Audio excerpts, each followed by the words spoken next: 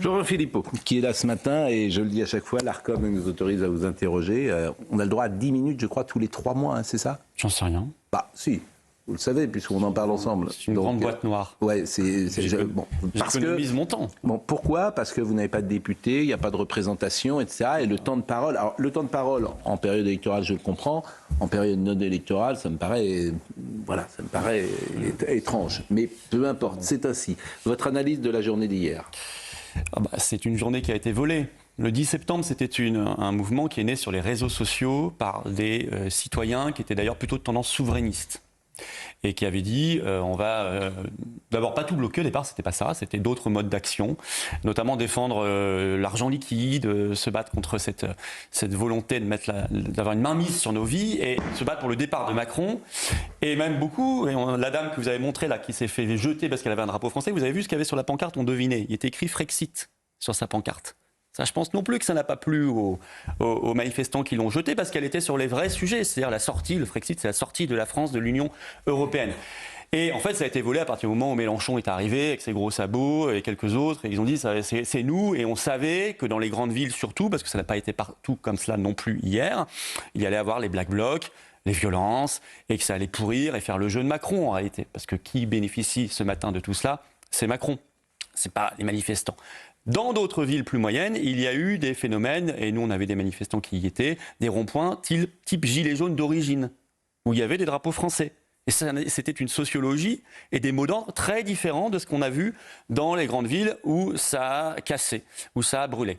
Voilà. Bon, globalement, moi je veux dire une chose, je pense que les Français sont en colère très légitimement, parce qu'ils ont une classe politique qui est en dessous de tout. Et parce qu'il y a aujourd'hui un besoin impérieux et celui qui est responsable, c'est celui qui est à l'Élysée qui devrait comprendre que la clé de la crise politique, il l'a entre ses mains.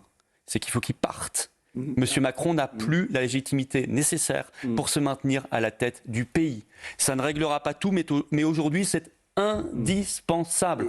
Nous on était samedi dans les rues de Paris, mais avec des drapeaux français par milliers. Et ça se passait très bien. Quand vous venez, je vous dis toujours la même chose. J'entends ce que vous dites. D'abord, moi je ne suis pas d'accord avec vous parce que si on commence à remettre en cause la légitimité ou la légalité du président de la République pour celui qui viendra après, je ne pense pas que ce soit une bonne chose. J'ai pas dit la légalité, j'ai dit la légitimité. Il a été élu, il est élu. Mais en revanche, moi, je vous dis toujours la même chose. Vous dites, vous avez une classe politique qui est nulle. Vous vous présentez à chaque fois, vous n'êtes jamais élu. Écoutez, avec 3 minutes de temps de parole tous les 6 mois, ça va être compliqué.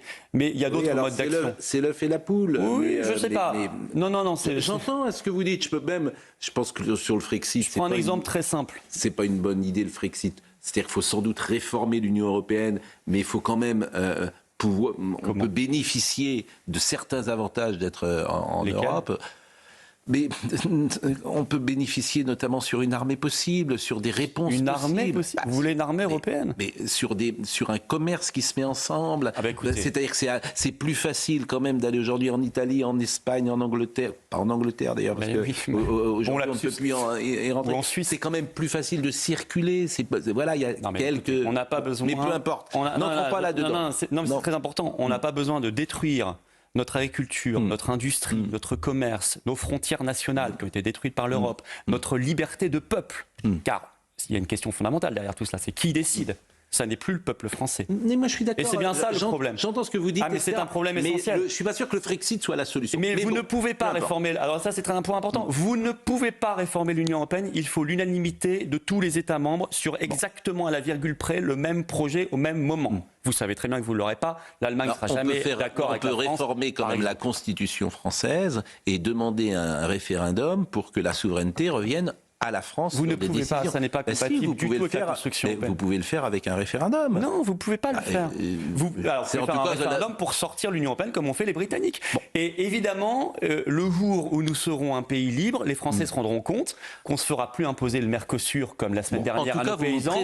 Vous vous présentez à chaque fois et effectivement, vous n'êtes pas élu. Alors, votre argument... le débat est en train de progresser. Vous savez ça, Monsieur Pro, il faut faire attention à cela, à ce genre d'argument, parce que les sociétés... Moi, je crois que c'est comme un barrage. ça s'accumule et à un moment, et vous ne savez pas quand, il y a d'autres, ça dans saute. votre camp, il y a d'autres qui portent votre voix. Non, non. Mais si, Non.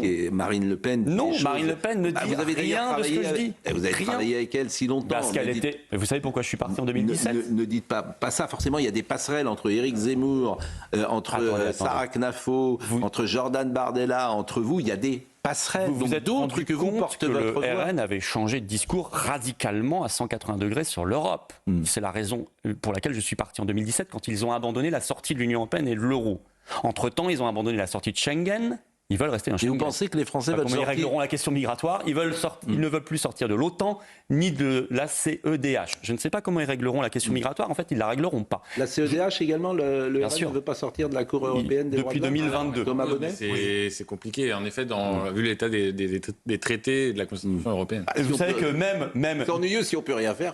Il vous parle. Il y a le référendum de Philippe Devilliers. Par exemple, il vous parle tout le temps de l'AME, l'aide médicale d'État. L'aide médicale d'État, elle est aujourd'hui dans les directives européennes et dans la jurisprudence de la CEDH. C'est même ça, vous ne pouvez pas la supprimer si vous n'êtes pas un pays indépendant. C'est la clé du problème. Le départ de Macron. Il y a une motion de destitution qui arrive au Parlement, article 68 de la Constitution, mardi prochain. On s'en fiche, ça, LFI. Ce seraient les Martiens qui la déposeraient, qu'il faudrait la voter quand même. Écoutez, Macron est le problème, qu'elle vienne de l'extrême droite, de la gauche, de la droite, de l'extrême gauche, on s'en fiche. Il faut la voter. Donc on la vote, or le RN ne veut pas la voter. Vous voyez, on a une grosse différence. 2, il faut redonner le pouvoir au peuple français. Parce que sinon, notre agriculture va crever. Si Mme von der Leyen continue de courir le monde, demain elle va aller en Inde, et de signer des accords de libre-échange, et faire importer des poulets dégoûtants qui vont venir du Brésil, bourrés d'hormones, ou du bœuf canadien, ou du lait ukrainien, enfin des poulets ukrainiens, etc., on va crever. Et les paysans, ils sont en train de crever. Pareil dans l'industrie qu'on met en concurrence avec la terre entière. Nos frontières ne sont plus protégées, donc la question migratoire, vous ne pouvez pas la régler. Donc la question sécuritaire derrière, vous ne pouvez pas la régler. La question de la guerre, je ne sais pas si vous vous rendez compte en ce moment de l'hystérie de tous ces gens-là. Vous avez vu en Pologne, des drones qui sont tombés, ils ont sauté sur l'occasion pour dire il faut aller faire la guerre contre la Russie, etc. Parce que l'Union européenne veut son armée. Et donc a besoin de justifier d'un ennemi éternel, perpétuel, la Russie. Comme en 1980, dans le livre 84, il y a en permanence des guerres. On ne sait même plus contre qui, ça change tout le temps, entre Eurasia, Océania, etc. Il faut une guerre éternelle, un grand méchant, pour avoir son armée européenne, qui serait un véritable danger pour les Français. Ce serait une armée de maintien de l'ordre européiste contre les peuples qui voudraient se libérer. Vous ne croyez pas à l'importance des mouvements de contestation au sein de l'Union européenne elle-même, où von der Leyen est tout de même de plus en plus contestée? C'est important, ça. Vous aurez des motions... Ça éviterait de l'extrémisme de votre position. Ma position n'a rien d'extrême. Non, mais je veux dire... Ou alors considérer le général de Gaulle comme extrémiste. Non, mais je veux dire, comme le disait Pascal, d'abord, votre numéro 1, c'est le président parte, quoi. Ça change... Alors, attendez, mais ça, c'est autre chose. Macron, oui. Mais von der Leyen, vous la changez. Elle est juste à la tête de la Commission européenne. Les traités ne changeraient pas. Vous la remplacez par M. Tartampion demain, vous avez strictement la même politique. J'entends les critiques que vous faites. Et je peux même les... Une critique, c'est un projet de société. Je peux les partager. L'indépendance nationale. Je peux les partager sur l'Union européenne. Je vois effectivement de nombreux inconvénients à l'Union européenne. Mais ce dont je suis sûr, c'est que si on fait le Frexit et qu'on abandonne l'euro, ce sera pire. Non. Ça sera apocalyptique. Non, tombez pas là-dedans. J'en suis convaincu. Vous êtes un esprit libre, normalement critique. Pourquoi vous reprenez la grosse propagande non sourcée, non argumentée des partisans du système? Je pense que ça serait très difficile. Alors, je ne suis pas un grand technicien de ces questions-là. Ça a été bien traité. Évidemment, j'ai la modestie vraiment, comme c'est Richard très Millet. important. Mais allez dire aux Français que demain, on va repayer en francs. Eh bien oui, je leur dis. Bon courage. Mais vous savez, j'ai le devoir, moi, de leur dire la vérité. Moi, je ne m'appelle pas Marine Le Pen ou Jordan Bardella ou ceux que vous avez cités qui vont dans le sens du vent en fonction des sondages. Parce que sinon, nous allons crever, monsieur Pro. Un pays qui n'a pas sa monnaie, je signale que quand même 95% des pays du monde ont leur monnaie nationale. Ça se passe très bien. Et que les Suédois, les Suisses, etc., pour rien au monde, voudraient adopter l'euro, bien évidemment, qui est un échec complet. Non, mais il faut sortir. Ça serait à refaire. Je ne suis pas sûr que je voterai Maastricht. Eh bien alors, on sort. Mais quoi, on est un peuple esclave. Je vous assure, j'ai peur. L'histoire s'est arrêtée, c'est fini à jamais. Je ne crois pas ça. Que les conditions de sortie soient pires à l'arrivée que ce que vous proposez. J'en ai peur. Mais J'entends ce qu'a dit Philippe Séguin en 92. Je pense qu'on ne l'a pas assez écouté à ce moment-là. J'entends tout ça. Mais je vous dis aujourd'hui, hélas. Et on entend le peuple français qui a dit non en 2005 et qui a été trahi. Qui a été trahi par le traité de Lisbonne. Ne l'oublions pas non plus. Il n'y a pas d'accord possible avec une autre formation de droite pour vous. Alors d'abord, vous vous sentez, est-ce que vous vous sentez proche, par exemple, de Reconquête? Non, mais attendez. Moi, déjà, je raisonne pas en droite-gauche. Ben oui, mais l'union fait la force, comme dit l'autre. Oui, mais je raisonne en union. Vous êtes tout seul. Non, je suis pas tout seul du tout. Je raisonne en rassemblement des patriotes. Vous n'êtes pas nombreux. Non, si, on est très nombreux. Mais vos idées on est les seuls à mettre dans la rue de France des milliers de gens avec des drapeaux français. Vos idées sont partagées par beaucoup, je pense. En tout cas, certaines de vos idées. Mais effectivement, l'incarnation fait qu'aujourd'hui, il y a du monde sur le marché. Je suis prêt à toute alliance, et je l'ai déjà fait, avec des responsables politiques ou des mouvements politiques qui mettent au moins un référendum sur le Frexit dans le programme pour laisser le choix aux Français de la liberté. Vous pensez que les Français ils veulent le Frexit? Eh bien, posons-leur la question. Vous savez, vous aviez les mêmes qui disaient 3 mois avant le référendum... C'est quoi les sondages sur le Frexit, Thomas Bonnet? Vous les avez pas en tête? Moi, je les ai. Aujourd'hui, vous avez 37% des Français qui sont spontanément pour la sortie de la France de l'Union européenne. Mai 2024, ELAB, je crois, un sondage ELAB. 37% sans débat. Vous voyez, avec moi, qui a 3 secondes tous les 10 minutes, tous les 10 mois sur les antennes. Déjà la Corse qui veut être autonome, donc si la France... Alors, évidemment que je suis pour le rassemblement. C'est pour ça qu'on fait les assises de la souveraineté d'Arras. On sera nombreux. 2600 inscrits, ça c'est ceux qui sont déjà inscrits, mais il y aura des gens qui peuvent venir en plus à Artois Expo dès 9h du matin, samedi 13 septembre à Arras. Vous cherchez Artois Expo, vous pouvez venir, même si vous n'êtes pas inscrit. Vous serez les bienvenus. C'est un très grand événement souverainiste. Vous savez, hier, personne n'a suivi, mais Mme von der Leyen, elle a fait un grand discours au Parlement. Oui, j'ai vu, moi je l'ai suivi. Le discours sur l'état de l'Union. Saint-Jean, le terme américain d'ailleurs. Oui. Et elle a annoncé par exemple qu'elle va créer un centre européen de résilience démocratique. Ça veut dire que pendant les élections, maintenant, Mme von der Leyen et la Commission interviendront sur les médias, sur les réseaux sociaux, pour dire ça, vous avez le droit de le dire. Non, mais je suis d'accord. Ça, vous n'avez pas le droit. Je suis d'accord. Ça, c'est les Russes. Je suis d'accord avec vous. Je suis d'accord. On en est là. Pour en revenir à l'euro, le problème, c'est pas de revenir à une monnaie nationale, c'est d'avoir une monnaie nationale en même temps que l'euro. C'est ça. Alors, deux monnaies, moi, pas pour moi.